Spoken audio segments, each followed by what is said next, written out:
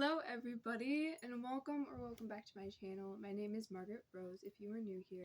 Today I would like to do a sort of reading vlog. If you've been on this channel before, you know that I have been trying to get through A Tale of Two Cities by Charles Dickens.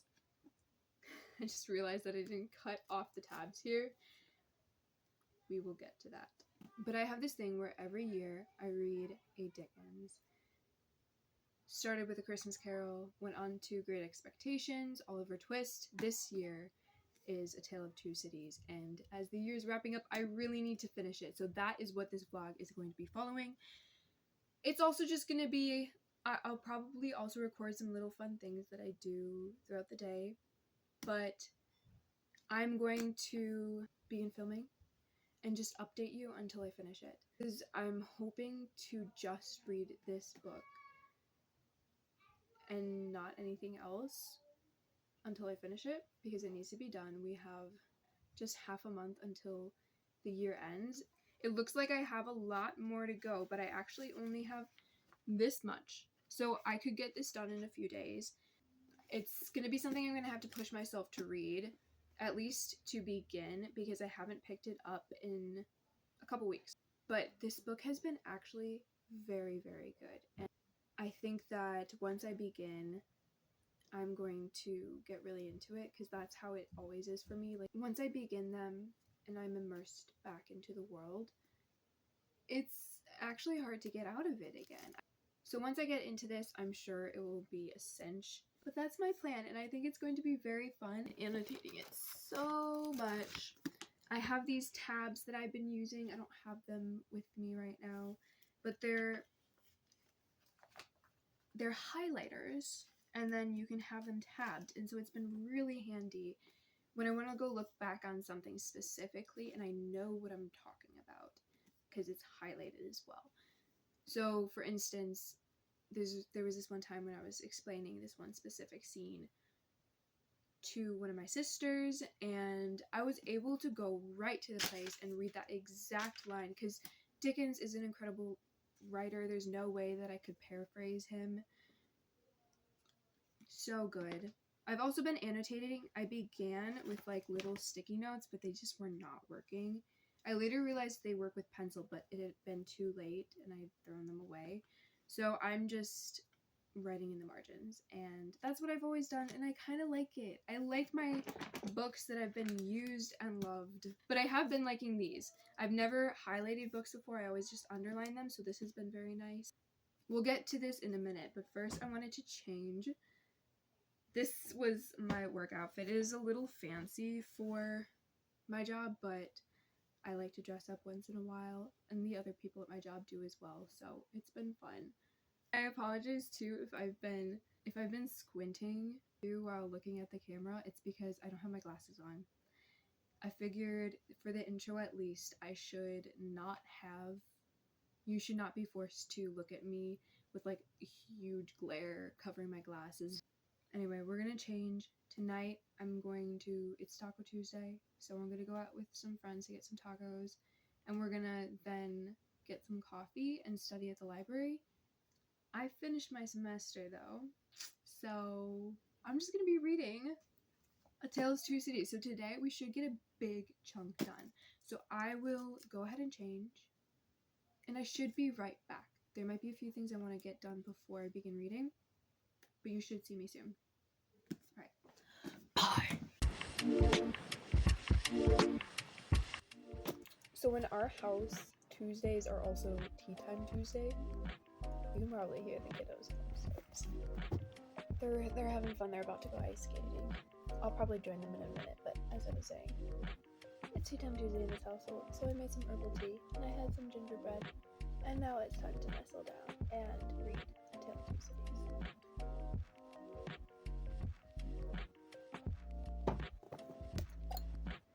Got a little tab there too, I guess. Leftover pencil. Let's get started. Looks like I began chapter 7. You can see I underlined something there. What did I underline?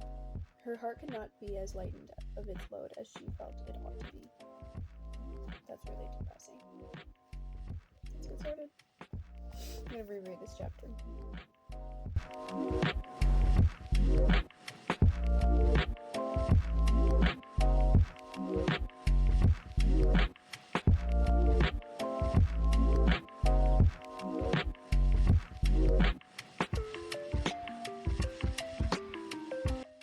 I just finished 2 chapters and I think I'm gonna go outside and go ice skating.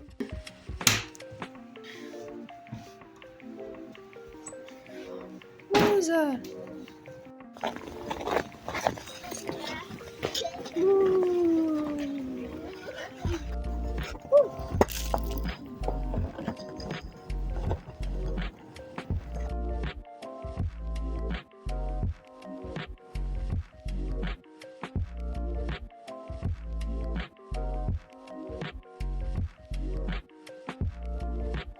Hey, so update. Didn't end up reading very much at my little study session with my friends. We ended up chatting like the whole time. I got 1 chapter done out of everything. It's raining right now. I am currently at Walmart. I have to look for mason jars because tomorrow's my last day of work and I want to make like a cookie jar in terms of like, you know, it has the cookie mix inside of the jar for the 3 people who I work with specifically. So let's go see if we can find some. I have until 3 o'clock and it is currently, it's 12:45. I have to be home by 3 because my parents will need the car. But I think we're good. Let's go find some. I found them, but there's so many of them. I only need 3. Have to check out the book section every time, even if we're not getting anything. It's raining! Oh my goodness. I just wanted to show you though, real quick. Literally soaking. It's really windy and pouring. Got a little wet. But I did get the Nutcracker book for only $5 for my sister for Christmas. My 2 little sisters are really close in age, and I'm giving them like pretty similar things. Like for instance, like if I give one a necklace, I have to give the other a piece of jewelry. Just to make sure that it's fair. So I'm giving one a book and I still don't have a book for the other one. So that's what we're doing. And this one is, I think it's perfect for her. Our family loves the Nutcracker, and specifically this one is really good for her. I'm not gonna say why, but I found a really good copy and I gotta go. But this afternoon I'm gonna make some cookies to dry my glasses. My goodness, if I can find a dry spot on myself. Tonight I'm gonna make those jars. I'm hoping to remember and to have the chance to record. I am hoping to do more reading because, like I said, I didn't read any of yesterday. Yesterday was, so 2 days ago was when I went to the library, and yesterday was when I filmed my bookshelf video. So make sure you go check that out. Anyway, I'll see you soon.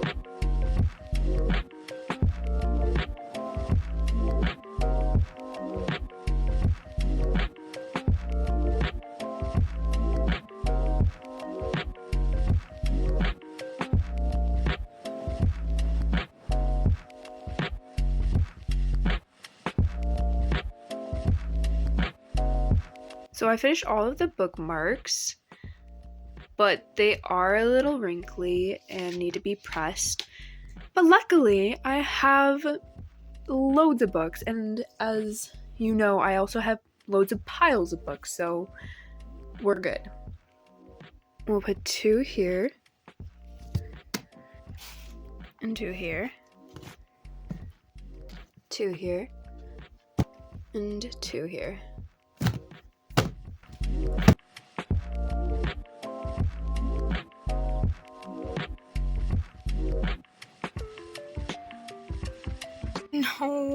No, please, no. I'm reading this letter and it's revealing so much. I'm really scared that some characters that have seen like such sweet, pure human beings are actually so corrupt.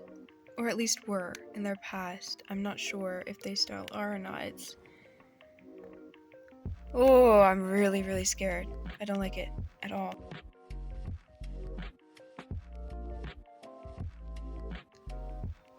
Stop. This is so devastating. I love it at the same time. Like, it is such a great narrative. And I'm so excited to talk about it when I do like my wrap up. It covers a lot of interesting topics. But right now, it's just so devastating.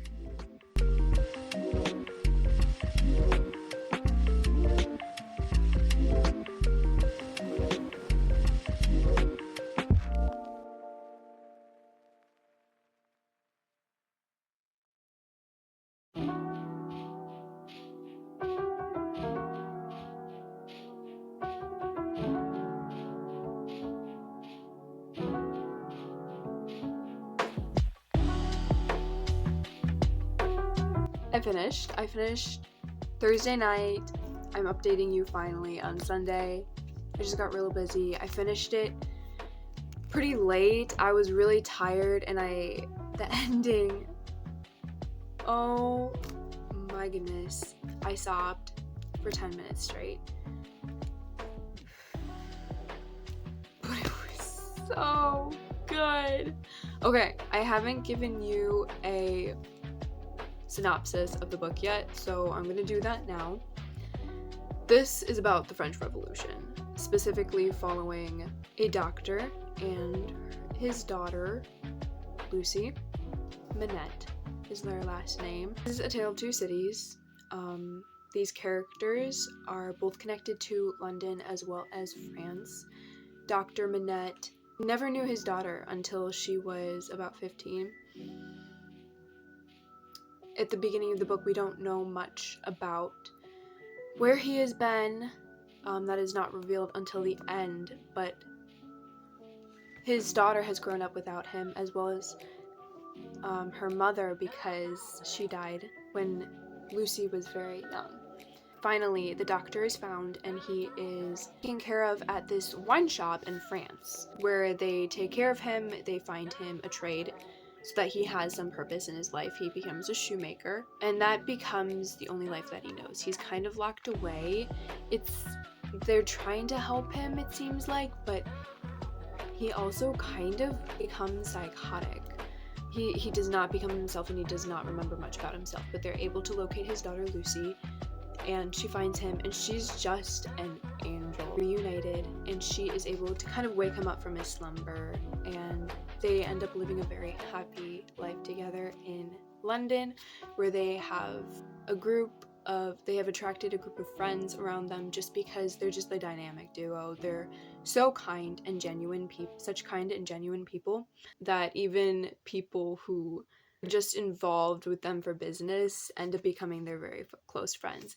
On the back of this book, when I first started it, it says that it's like a love triangle between these two men and Lucy, and I did not really get any of that. There were these two men that really admired her, for sure, but that's not what this book was about. She married pretty soon into the book, and this just wasn't what it was about. There was no conflict between the two men. So if that's what you read, that's not really what it's about. I wouldn't say that at all. All of these people, there's like this small friend group specifically that it focuses on, but all of these characters also have a backstory, and things are slowly revealed throughout the book. People aren't who they seem. Most of these characters, I would say all of these characters end up having so much thrust upon them unwillingly, just because of the Revolutionary War. They all have ties back in France, because they're all living in London. They all have ties back in France, and there's just a lot of burden put upon them without them ever really doing anything, or without their consent. So eventually, they do become entangled in the French Revolution against their will, they don't really want anything to do with it. That's why they're all living in London now. But it's pulled them back in, and truly, it is grotesque and brutal. I never realized just how much so until really reading this book. I knew I heard tragic stories before, and this really brought this to light, and it's interesting because obviously I studied the French Revolution in school, but I feel like this really cemented my understanding of it, and it makes me want to learn more.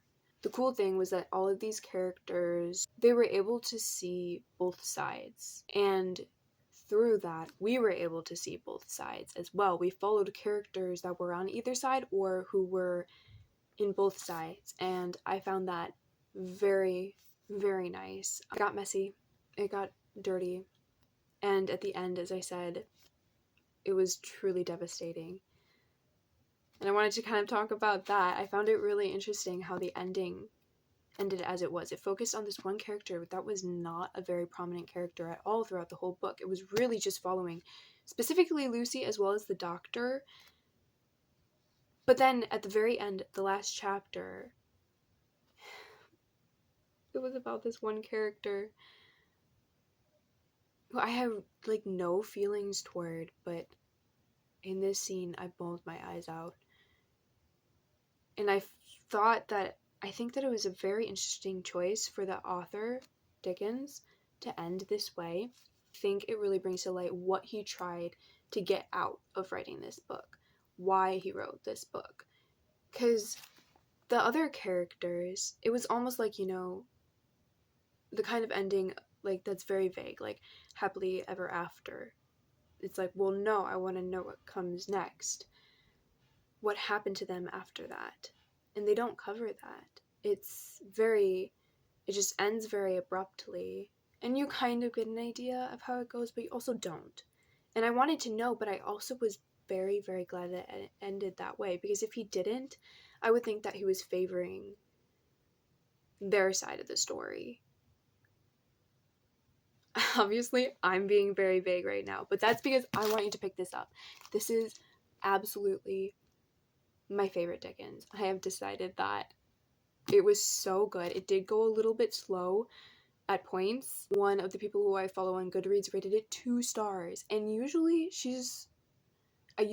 our ratings are pretty similar, and I know that she does appreciate classics, but she rated it 2 stars, and I do get it. It's a little slow at points, but I also really enjoyed my read of it.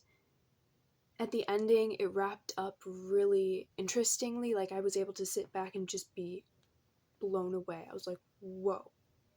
Like, I had to sit there and really think about it for a while, which is also why it kind of took me a long time to review and everything, because I just wanted to collect my thoughts. But it was interesting reading throughout as well, because as I mentioned earlier, it's an interesting reflection on society. Obviously, not to the same level, and it's a whole different time period, but we're still mankind, and our minds work the same way, you know? Obviously, I don't want to get political, and I want you to read this yourself so you can get your own perspective and your own take on this, but I really recommend it for everybody. It's so fascinating. I was like taking so many notes. I was talking about it with my siblings, my family. So interesting. And back to like how he ended it, and kind of like wondering where his heart was in this. Well, his heart was definitely in this.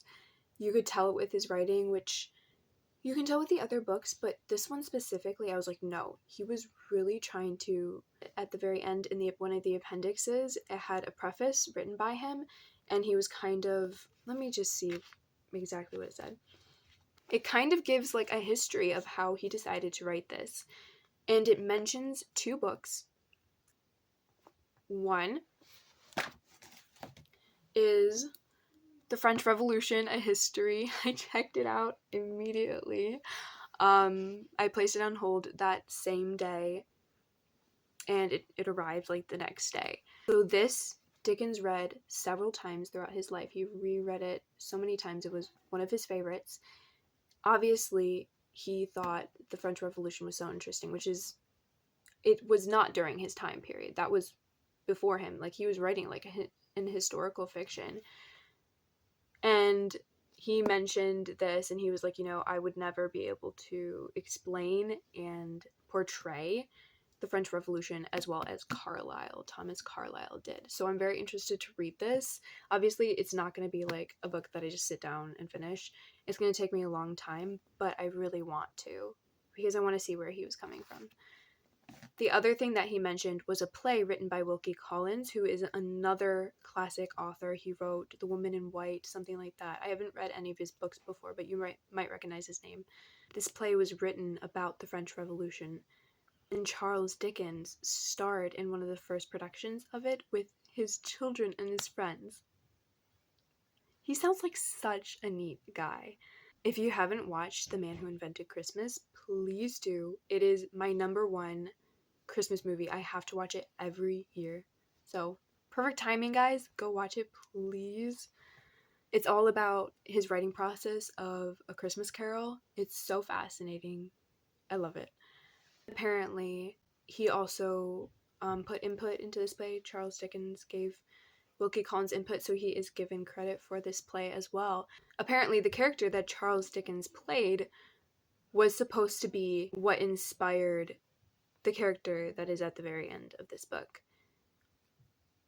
So you can tell that this book was really dear to him. I kind of wonder if it was like his favorite book that he wrote, or the book that he most had his heart into while he was writing it, because it just sounds like he had a lot of preparation for it. It was on a topic that he found very interesting, personal. Like, I wonder if this is just like a very personal story for him, and also talking about how I felt like it was like a reflection on man and society. I kind of wonder like why he wrote it, which is also, why I want to read all of these books. I couldn't, for some reason, the play was not available at my library and the library network, but it is available as on a PDF. I can't remember what it's called. I guess I should tell you, talking about it. Yeah, it's considered, Thomas Carlyle, The French Revolution, is considered Dickens' primary source. And the play is The Frozen Deep. And I'm so interested. I want to watch a play of it. That would be really cool, but I've never heard of anybody performing it. But definitely I would like to read the script. I'm not really into reading plays, which is why I don't like Shakespeare. I mean, I like him. I do appreciate his work, but I don't enjoy reading his work.